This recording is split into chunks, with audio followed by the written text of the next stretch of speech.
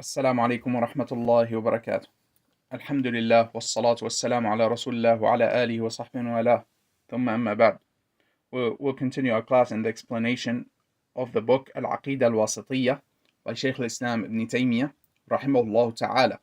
And we're still in the discussion where the author rahimahullah mentioned regarding believing in Allah subhanahu wa ta'ala and believing in the attributes of Allah subhanahu wa ta'ala, where the author rahimahullah he said, and from believe وَمِنَ الْإِيمَانِ بِاللَّهِ, from belief in Allah, الإيمان بما وصف به نفسه في كتابه, is belief in that which he described himself in his book, وبما وصفه به رسوله محمد صلى الله عليه وسلم, and in that which his messenger صلى الله عليه وسلم described him with, من غير تحريف, without altering, ولا تعطيل, and without negating, ومن غير تكييف, and without mentioning that how are the attributes of Allah subhanahu wa ta'ala, ولا تمثيل, and without setting an example and a likeness for Allah subhanahu wa ta'ala in his creation.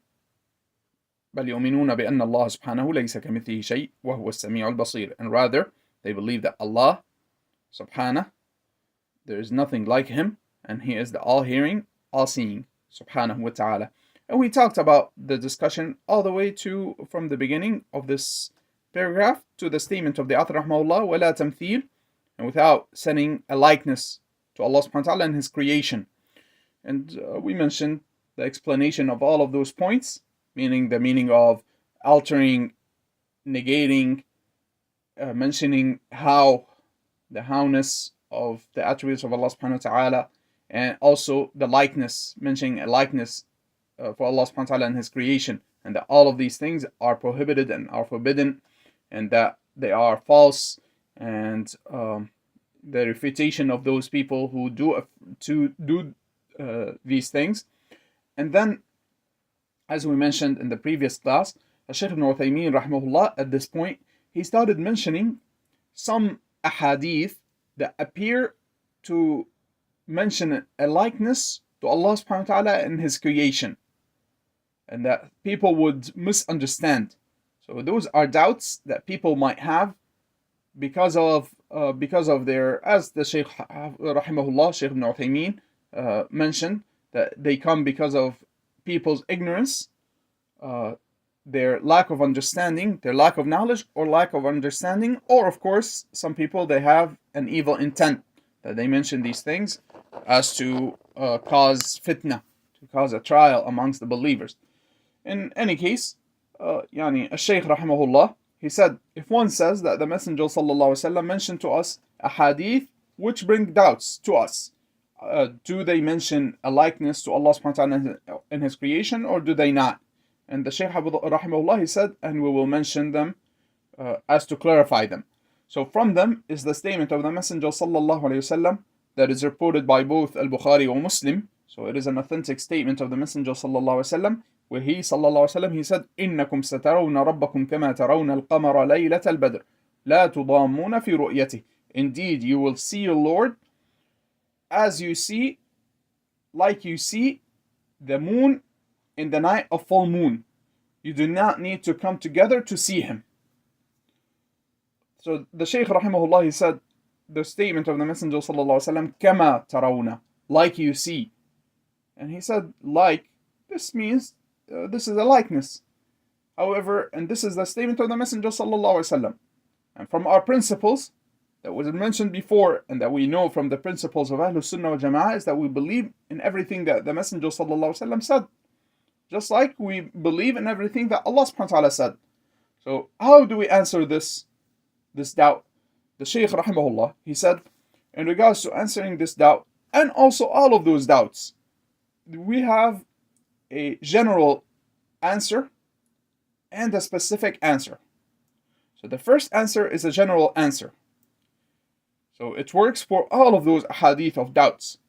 So he rahimahullah, he said, we should know that the statements of Allah subhanahu wa ta'ala, the speech of Allah subhanahu wa ta'ala, and the speech of the Messenger sallallahu alaihi wasallam, that which is authentic from the statements of the Messenger sallallahu alaihi wasallam, will never contradict one another. They will never contradict one another, because all of them is the truth. The speech of Allah, the speech of the Messenger sallallahu alaihi wasallam, the authentic narrations from the Messenger sallallahu alaihi wasallam, all of them are the truth. And the truth will never contradict one another. And all of it is from Allah subhanahu wa ta'ala. And that which is from Allah subhanahu wa ta'ala can never contradict itself. As Allah subhanahu wa ta'ala said in the meaning of the ayah, and if it was from other than Allah, then they will find great differing in it and great contradictions in it. So if we see something that makes us think that there is a contradiction, then we should know that this is not because of the text itself. It is not because of the text itself, but rather it is with what is with us. So if we see something that makes us think that there is a contradiction in regards to the Quran and the Sunnah, the different verses from the Quran and the different hadith, then it is the cause of it is either lack of knowledge, lack of understanding, lack of research and pondering. And if one was to research and ponder and think and use his brain and try to understand the texts and also go back to the speech of the Salaf and the speech of the people of knowledge, one will see that this thought of contradiction and this contradiction that one thought that, exists, that it does not exist and that there is no contradiction. Or, and we seek refuge in Allah from especially this last one, having bad and ill intent, evil intent. Because some people, they bring those things, those doubts, because of their ill intent. And those people will not be guided to understand. The people of falsehood, the people of doubts, those who look for those things that they claim are contradictions, usually they are, Allah subhanahu wa ta'ala does not guide them to the correct understanding. And from this, we should return the matters that are doubtful to those that are known and are clear. And this is the way of the people of knowledge and those who are firm in knowledge. As Allah subhanahu wa ta'ala said in the meaning of the ayah, He is the one who sent down upon you the book. From it are verses that are clear. And they are the mother of the book, meaning the rest of the verses go back to them. And other verses that are not as easily understood and rather are difficult to understand. And then Allah subhanahu wa ta'ala, in the continuation of the meaning of the ayah, He said, as for those in whose hearts is a deviation, they follow that which is doubtful and that which is that which could be misinterpreted from it, seeking a trial and a tribulation and seeking to explain it away. And no one knows its explanation except Allah. And as for those who are firm in knowledge, they say, we believe in it. All of it is from our Lord. So this is the way of the people who are firm in knowledge. They believe in it. And they know that it is all from Allah subhanahu wa ta'ala, the Creator subhanahu wa ta'ala.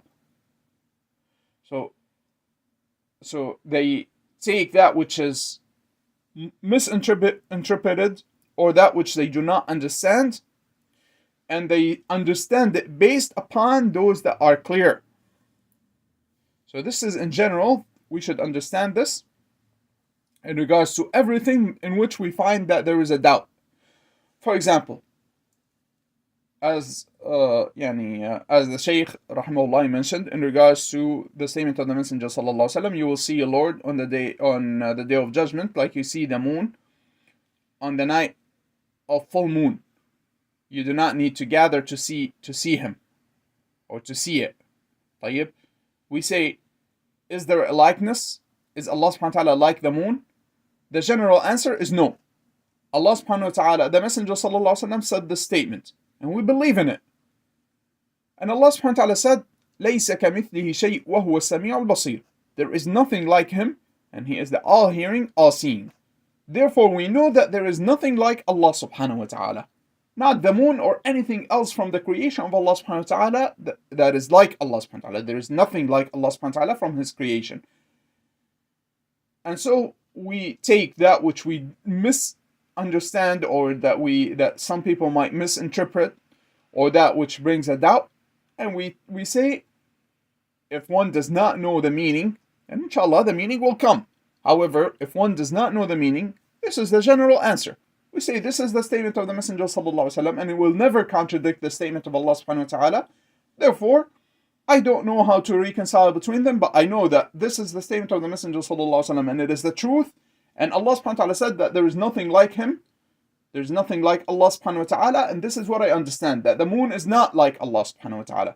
And how do we understand, how do we reconcile between them? We say Allahu alam, Allah knows best. All of it is from our Lord. He subhanahu wa ta'ala knows how to reconcile between them. كُلُّ مِنْ عِنْدِ رَبِّنَا. All of it is from our Lord. They say we believe in it, so we say we believe in that, and all of it is from our Lord. This is the statement of those who are firm in knowledge. If one was not able to reconcile between the ahadith or the ayat or the different hadith and ayat that appear to contradict one another. Now, there is, of course, as we mentioned, there is a specific answer.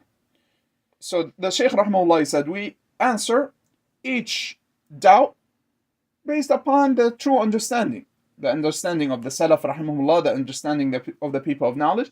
And this is based upon his first statement that one should seek knowledge and ponder upon the different texts and read and research and go back to the words of the Salaf rahimahumullah, the righteous predecessors, to come to understand it. So he rahimahullah, he said, as for the statement of the Messenger sallallahu alaihi wasallam, indeed you will see a Lord like you see the moon on the night of full moon, and you do not need to gather to see it.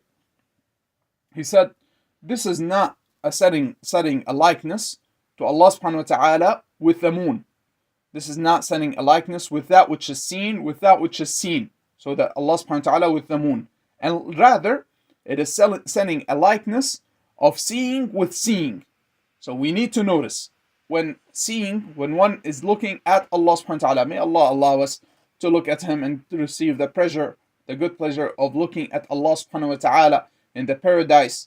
This without a doubt is for the greatest pleasure from the pleasures of the paradise, being able to look at Allah subhanahu wa ta'ala in the paradise. So when one is looking at Allah subhanahu wa ta'ala, Allah subhanahu wa ta'ala is the creator. We are the creation. Our eyesight is created. Our action of looking is created. Allah subhanahu wa ta'ala is the creator. When we look at the moon, our eyesight is also created. The moon is created. So the moon is never like Allah subhanahu wa ta'ala. Of course, لَيْسَ كَمِثْلِهِ شَيْءٍ. There is nothing like Him. So the moon is not like Allah subhanahu wa ta'ala. But our eyesight is like our eyesight. Our eyesight, whether we're looking at Allah subhanahu wa ta'ala, or we're looking at the moon, or whatever that we're looking at, this is created. Our actions are created. وَاللَّهُ خَلَقَكُمْ وَمَا تَعْمَلُونَ. And Allah created you and that which you do. So everything that we do is created. And when we look at Allah subhanahu wa ta'ala, this is something that we do. Therefore, it is created. When we look at the moon, this is something that we do. And therefore, it is created. And this is setting a likeness with for the creation with the creation. For the looking with the looking. With the seeing with the seeing. As the people of knowledge, they say ليس تشبيها للمرء بالمرء ولكنه تشبيه للرؤية بالرؤية. It is not setting a likeness with that which is seen with that which is seen, for that which is seen with that which is seen, meaning setting a likeness to Allah subhanahu wa ta'ala with the moon. Of course not, but rather it is setting a likeness for the sight with the sight, because the sight, our eyesight, is created. And the evidence of that, as the Shaykh rahimahullah, he said, Shaykh ibn Uthaymeen, he said, the meaning is that you will see Him subhanahu wa ta'ala with clear sight, just like you would be able to see the moon on a night of full moon.